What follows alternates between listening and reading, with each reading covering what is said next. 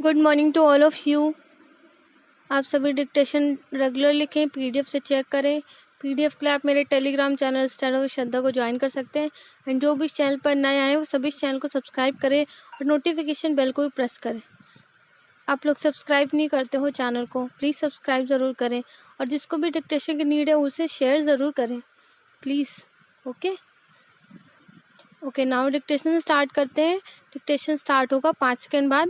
Dainik Jagran editorial है, 2 editorial बोला जाएगा। दैनिक जागरण से लिया गया है, एक 80 वर्ड पर मिनट की स्पीड से और एक 90 वर्ड पर मिनट की स्पीड से। ओके तो पहला होगा 80 वर्ड पर मिनट की स्पीड, आप लिखे ज़रूर। Okay start. हम अपने जीवन में बहुत चीज़ों से डरते हैं। विद्यार्थी जीवन में हम परीक्षाओं से डरते हैं। माता पिता के रूप में हमें यह डर होता है कि हमारा बच्चा स्वस्थ रहेगा या नहीं और एक अच्छा इंसान बनेगा या नहीं। एक कारोबारी होने के नाते हमें अपने काम धंधे की चिंता रहती है। सामान्यतः ये डर हमारे शारीरिक, मानसिक और इस दुनिया के बाहरी पहलुओं से जुड़े हैं। इसके विपरीत हमारे असल स्वरूप को कोई डर नहीं होता जो शारीरिक नहीं अपितु आत्मिक है। Para change. याद रखें, हमारा आत्मा परमात्मा का अंश होने के नाते सत्य है और पूर्ण रूप से जागृत है। पूर्णतया सत्य होने के कारण आत्मा को कोई भय नहीं होता है, वह निर्भय है। इंसान में डर के 4 प्रमुख कारण हैं। पहला शक, दूसरा कोई गलत काम करने, तीसरा कमजोर होने और चौथा सत्य को पहचानने की असमर्थता के कारण उत्पन्न होता है। इन सब के अलावा हम सबको मृत्यु का भी डर होता है। हम समझते हैं कि हमारी मृत्यु हमारे अस्तित्व का अंत है। यह डर हमेशा कई तरीकों से हमें परेशान करता रहता है। संत महापुरुष हमें बताते हैं कि जो मरता है वह हमारा भौतिक शरीर है जो कि जड़ पदार्थ से बना है, किंतु हमारा सच्चा स्वरूप जो कि हमारी आत्मा है वह सदा सदा के लिए जीवित रहता है। इस संसार में जिसे हम मृत्यु कहते हैं वह केवल हमारे इस भौतिक शरीर की मृत्यु है। आत्मा के लिए यह मृत्यु सिर्फ एक शरीर से दूसरे शरीर में प्रवेश करना है। Para change. इसलिए पहली चीज जो हमें समझनी है वह यह कि हमारा आत्मा अमर है। यह सृष्टि की शुरुआत में भी था, अब भी है और हमेशा रहेगा। इसलिए आत्मा के नष्ट होने का प्रश्न ही नहीं उत्पन्न होता।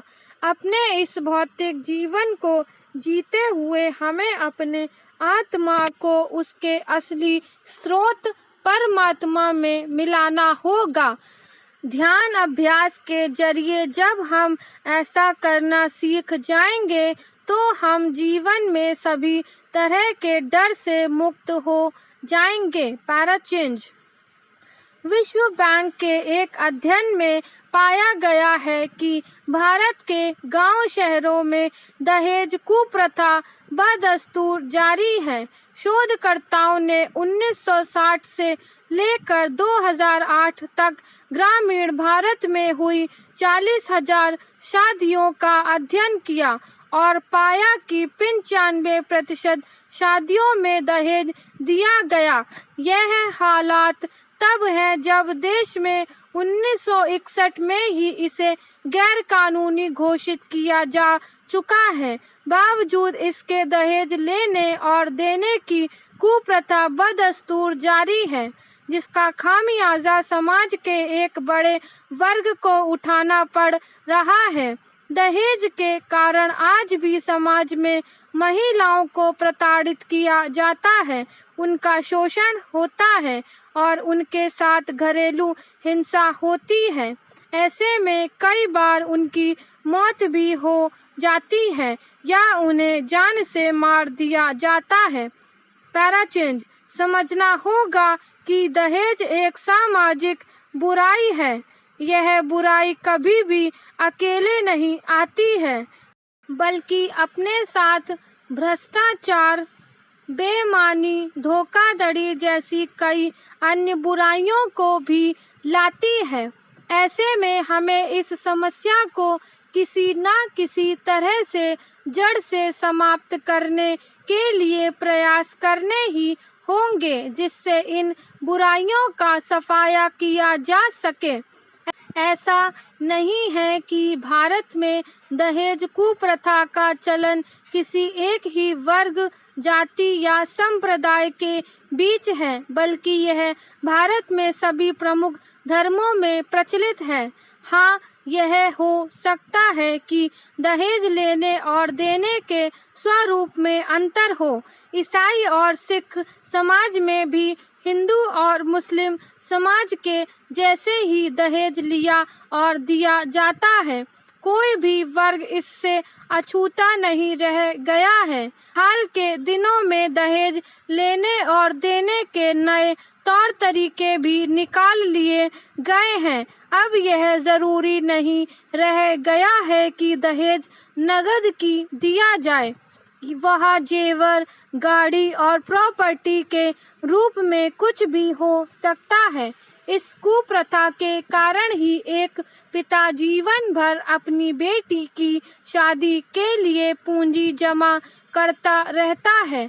उसे लगता है कि जब वह अच्छा दहेज देगा तो उसकी लड़की की अच्छे घर में शादी हो सकेगी। ऐसे में लड़की के अच्छे संस्कार, गुणशील का कोई मतलब नहीं रह जाता है। मतलब रह जाता है तो सिर्फ और सिर्फ दहेज का, कि कितना लिया और कितना दिया। पैराचेंज निश्चित रूप से दहेज कैंसर जैसी खतरनाक बीमारी से भी बढ़कर है। ऐसे में इसे खत्म करने के लिए समाज को मिलकर सामूहिक प्रयास करने ही होंगे।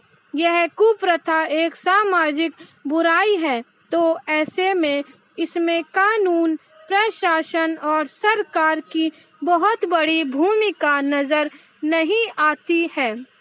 इस बुराई को खत्म करने के लिए समाज में जन जागरूकता लानी होगी और लोगों को यह एहसास कराना होगा कि यह अच्छाई नहीं बल्कि बुराई है। जब लोग इस बात को समझने लगेंगे तो संभव है कि समय के साथ यह कुप्रथा धीरे धीरे अपने आप खत्म हो जाए। स्टॉप। नेक्स्ट स्टार्ट होगी 5 सेकंड बाद, जिसकी स्पीड रहेगी 90 वर्ड पर मिनट। ये भी दैनिक जागरण न्यूज़पेपर से लिया गया एडिटोरियल है, तो आप इसे भी जरूर लिखें। Okay, start. उत्तर प्रदेश सरकार की ओर से कांवड़ यात्रा को अनुमति दिए जाने के फैसले का सुप्रीम कोर्ट ने जिस तरह स्वतः संज्ञान लिया और राज्य सरकार के साथ केंद्र सरकार को भी नोटिस जारी किया, उस पर हैरानी नहीं, क्योंकि इन दिनों देश भर में विभिन्न धार्मिक सांस्कृतिक आयोजन या तो स्थगित किए जा रहे हैं या फिर उन्हें प्रतीकात्मक रूप से आयोजित किया जा रहा है। अभी हाल में जब पुरी में भगवान जगन्नाथ की वार्षिक रथ यात्रा निकाली गई तो शहर में कर्फ्यू लगा दिया गया। यही काम अहमदाबाद में भी किया गया।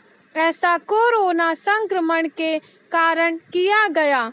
इस सिलसिले में यह भी ध्यान रहे कि इंडियन मेडिकल एसोसिएशन की ओर से लगातार यह कहा जा रहा है कि तीर्थ यात्राओं और पर्यटन पर रोक लगाने की जरूरत है।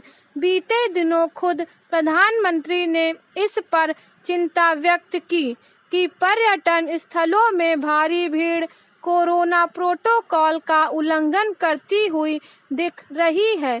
उनकी इस चिंता का आशय यही था कि राज्य सरकारें सार्वजनिक स्थलों में भीड़ को इस तरह जमा होने से रोकें। Para change. एक ऐसे समय जब कोरोना संक्रमण की तीसरी लहर की आशंका गहराती जा रही है और कुछ राज्यों में कोरोना मरीजों की संख्या कम होने का नाम नहीं ले रही, तब ऐसे किसी आयोजन से बचने में ही भलाई है जिसमें भारी भीड़ जुटती हो। चूंकि कांवड़ यात्रा में लाखों शिव भक्त भाग लेते हैं, इसलिए संक्रमण फैलने की आशंका तो है ही। हालांकि उत्तर प्रदेश सरकार ने कांवड़ यात्रा में भाग लेने वाले श्रद्धालुओं के लिए RT-PCR की नेगेटिव रिपोर्ट अनिवार्य करने की बात कही है, लेकिन इसकी अनदेखी नहीं की जा सकती कि जरा सी गफलत बड़ी समस्या को जन्म दे सकती है। इस सिलसिले में हरिद्वार कुंभ के अनुभव की अनदेखी नहीं की जा सकती, जहां कोरोना जांच में बड़े पैमाने पर गड़बड़ियां हुई। यह मानने के अच्छे भले कारण है कि सुप्रीम कोर्ट ने कांवड़ यात्रा को इजाजत देने के उत्तर प्रदेश सरकार के निर्णय का संज्ञान इसलिए लिया क्योंकि पड़ोसी राज्य उत्तराखंड ने इस यात्रा को स्थगित करने का फैसला किया। चूंकि कोरोना संक्रमण की तीसरी लहर की आशंका सिर उठाए हुए है, इसलिए उचित यह होगा कि उत्तर प्रदेश सरकार कांवड़ यात्रा को अनुमति दिए जाने के अपने फैसले पर नए सिरे से विचार करे। यह सही है कि यथासंभव श्रद्धालुओं की आस्था का भी सम्मान होना चाहिए, इसलिए उचित यह होगा कि हर कहीं कांवड़ यात्रा का आयोजन प्रतीकात्मक रूप से किया जाए। इससे दोनों ही उद्देश्यों की पूर्ति हो जाएगी, धार्मिक परंपरा का निर्वाह भी हो जाएगा और कोरोना संक्रमण के खतरे से भी बचा जा सकेगा। Para change. पर्यावरण से छेड़छाड़ के कारण ही पहाड़ों को प्राकृतिक आपदाओं से जूझना पड़ रहा है। प्रकृति समय समय पर चेताती है, पर लोग कोई सबक नहीं लेते हैं। जब हादसा होता है तो हर पक्ष सक्रिय हो जाता है, लेकिन समय के साथ सब निष्क्रिय हो जाते हैं। हिमाचल प्रदेश में नदी नालों के किनारे रहने वाले लोगों हटाया जा रहा है। हिमाचल प्रदेश में नदी नालों के किनारे रहने वाले लोगों को हटाया जा रहा है। कई जगह से लोगों को हटा दिया गया है, जबकि कई लोगों को नोटिस दिए जा रहे हैं। गंभीर मंथन का विषय है कि इन लोगों को पहले वहां पर बसने ही क्यों दिया गया, जब निर्माण हो रहा था तब क्यों नहीं रोका गया। ऐसा नहीं है कि एक दिन में ही सब हो गया है, इसमें संबंधित विभाग के अधिकारी एवं कर्मचारी ही जिम्मेदार हैं। जिन जनप्रतिनिधियों को लोगों के हितों की रक्षा के लिए चुना जाता है, वे भी इस संबंध में खामोश रहते हैं। कई जगह इन सभी का प्रत्यक्ष या परोक्ष रूप से सहयोग भी रहता है। पहाड़ों पर अंधाधुंध निर्माण हो रहा है। जहां हरे भरे पेड़ होते थे, वहां पर कंक्रीट के जंगल खड़े हो गए हैं। सवाल यह है कि क्या इन क्षेत्रों में भवन निर्माण से पहले भूविज्ञानियों की सलाह ली जाती है? क्या यह पता लगाया जाता है कि इन पहाड़ों की बनावट क्या है और कितने मंजिल का भवन बनाया जा सकता है? विशेषज्ञों के अनुसार पहाड़ की ढलानों पर भवन निर्माण से पूर्व यह जानकारी अवश्य होनी चाहिए कि वहाँ की बनावट कैसी है। राज्य के कई क्षेत्रों में ढलानों पर बनाए गए भवन कुछ ही साल में ध्वस्त हो गए हैं। सरकारी स्तर पर भी इस तरह की लापरवाही होती रही है। योग में बिना प्रयोग किए छात्रावास इसलिए असुरक्षित घोषित किया गया क्योंकि साथ लगता दंगा धंस गया था। इससे आसपास के घरों में भी खतरा हो गया है। सवाल यही है कि क्या भवन निर्माण से पहले वहां की परिस्थितियों को नहीं देखा जाता है? यदि सभी पहलुओं को देखकर नियोजित तरीके से निर्माण किया जाए तो हादसों की आशंका कम रहती है। विकास जरूरी है, लेकिन इसके लिए सभी पक्षों का ध्यान रखा जाना चाहिए। प्राकृतिक आपदाओं को ध्यान में रखकर विकास किया जाए तो नुकसान की आशंका नहीं रहती है। Para change. प्रधानमंत्री नरेंद्र मोदी ने टोक्यो ओलंपिक में जा रहे भारतीय खिलाड़ियों से वर्चुअल संवाद किया और उन्हें शुभकामनाएं दी। उन्होंने खिलाड़ियों से साफ कहा है कि अपेक्षाओं के बोझ तले दबने की जरूरत नहीं है। वे केवल अपना बेहतरीन प्रदर्शन दें। 23 जुलाई से ओलंपिक खेलों की शुरुआत हो रही है। ऐसे में हम सब की यही मंगल कामना है कि हमारा देश खेलों की महाशक्ति के रूप में अपना स्थान स्थापित करे। 21वीं सदी का भारत इतना आत्मनिर्भर और विकसित हो रहा है कि उसने खेलोगे कूदोगे तो होगे खराब जैसी खेल से जुड़ी मान्यताओं को भी उलट दिया है। उम्मीद है कि ओलंपिक खेलों में भी भारतीय खिलाड़ी अपना सर्वश्रेष्ठ प्रदर्शन कर देश का सिर गर्व से ऊंचा करेंगे। स्टॉप।